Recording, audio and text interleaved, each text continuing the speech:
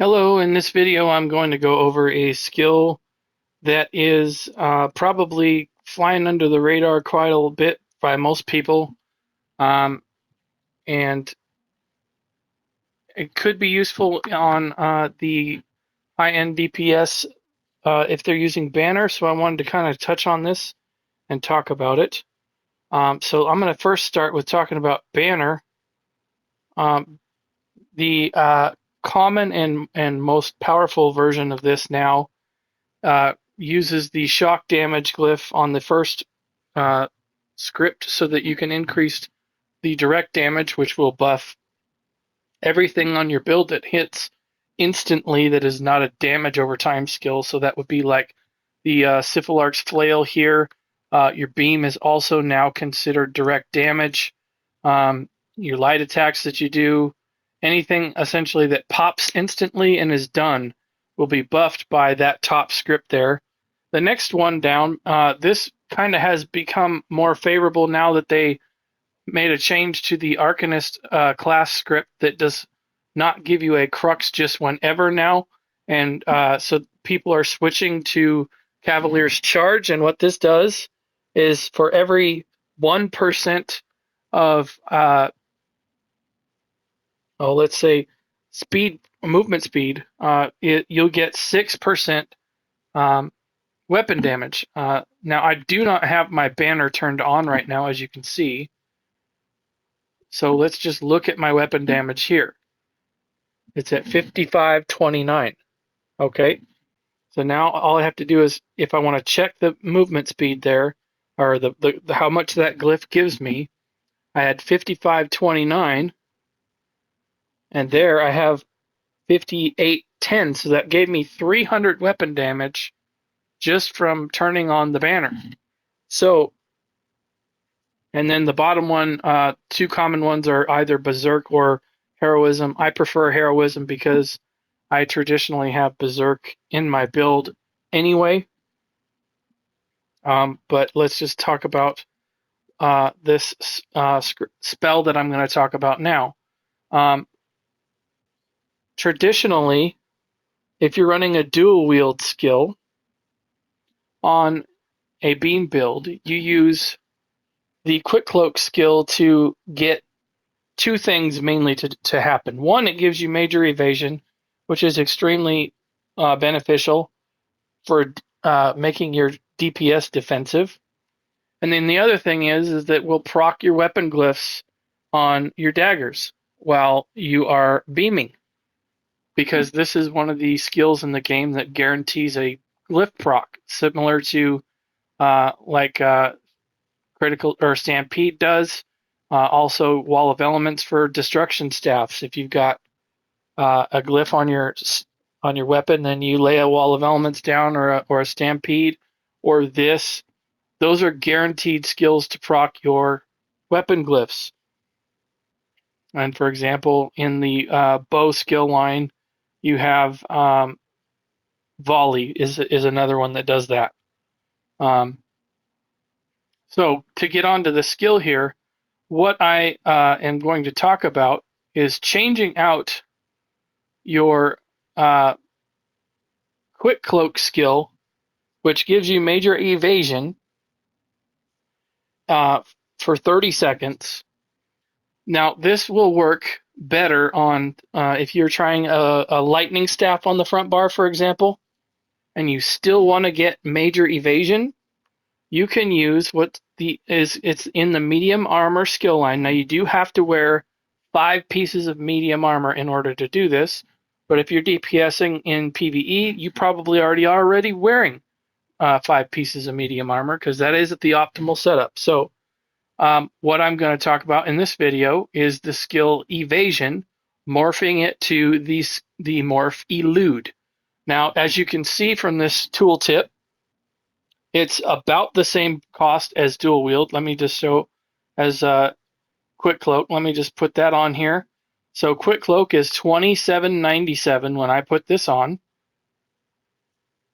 And then Elude is $27.63. So it's a tad bit cheaper for stamina wise.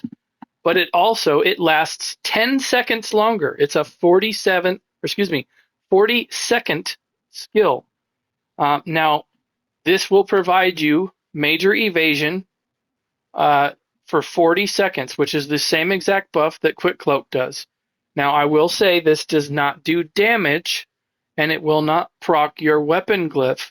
However, if you're switching to a lightning staff, because that directs your direct damage by 12%, if you take a look in your destruction staff skill line and you go to the ancient knowledge here, and it says lightning staves increase your damage done to channels and direct damage. So that will work on your beam, your flail, and all of that, just like the shock damage glyph does for the banner. And so, what is this recommendation for? Well, if you read the tooltip here, while this 40-second skill is active, if you take damage from a direct damage area of effect, then you gain major expedition for 7 seconds. Now, I will tell you, you're probably going to take area of effect direct damage at least every 7 seconds. Otherwise, why would you need a healer? That's pretty much what type of damage you're going to get hit with, because your tanks are typically tanking the boss or the ads or whatever, and traditionally what you get hit with is an area of effect, and it tends to hit in direct damage form in most cases. Not all of them, but this is quite prevalent in the game. Now, I have not personally tested this in a dungeon or a trial to see what the uptime is. This is purely just a recommendation to give it a try, especially if you're not using front wield daggers and you are trying a lightning staff on the front bar. This could be an option to give you major evasion and then also increase your weapon damage by 180 weapon and spell damage when you have that major expedition on, because that is going to increase every 6% for that 30, which is 180. So keep that in mind. And again, it's a 40-second skill, and it is rather cheap to cast.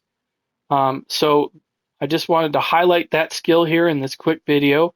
And if that wasn't enough to kind of cover, to make it interesting, I'm going to cast it here right now. I'll turn off my banner to kind of clean up the visual here. But it also has a pretty cool effect to it, and I'll just cast it right here. It makes you kind of look like you're in mist form. Now, I have tested this. It's not like the invisibility spell from Nightblade. It's not like Dark Cloak or anything.